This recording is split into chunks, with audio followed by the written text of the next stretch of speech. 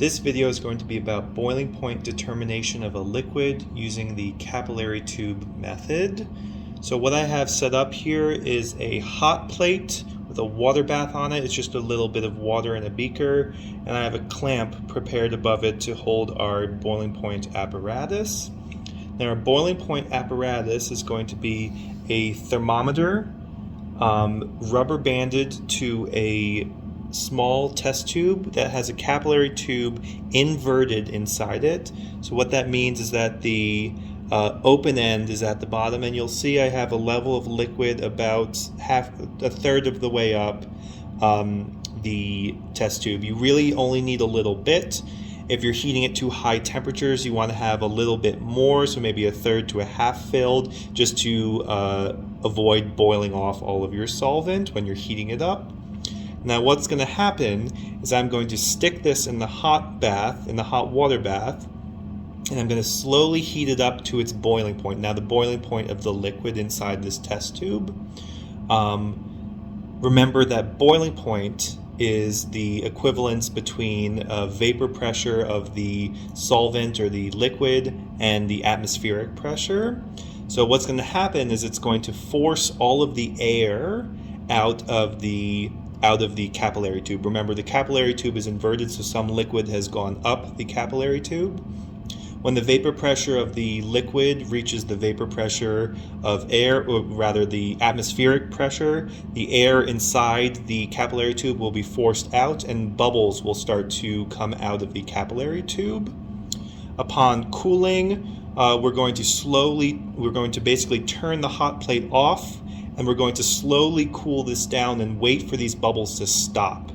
Once the bubbles have stopped, that means we're at the exact equivalence point between atmospheric pressure and vapor pressure of the liquid, and we can read the temperature on the thermometer to measure the exact boiling point. So what this looks like is I'm going to clamp my thermometer in the water bath.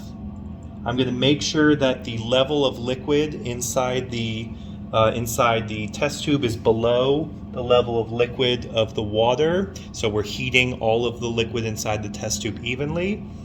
What I would then do is I would turn the hot plate on and bring the liquid inside the test tube to a boil. Now, depending on what liquid it is, I would set my hot plate accordingly. Again, this is limited by the fact that we're using a water bath, so if the boiling point we're trying to measure is above 100 degrees Celsius, we cannot use this method, or we cannot use a hot water bath. We'd have to use something like a sand bath or an oil bath.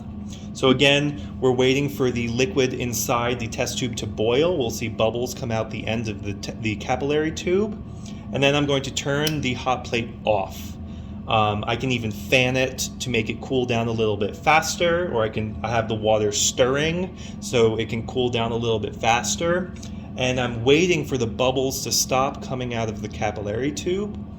Once the bubbles have stopped coming out of the capillary tube, we know we've reached atmospheric pressure at the vapor pressure of the liquid, and we'll see it start getting sucked up into the capillary tube.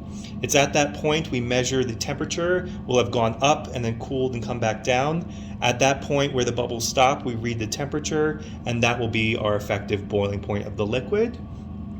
You want to do this more than once so you can get an average boiling point, and the key is to make sure to replace the capillary tube between trials. If you do not replace it, you won't get an accurate boiling point measurement, because we've evacuated some of the air and we've created now a vacuum inside the capillary tube. So the capillary tube does need to be replaced between trials.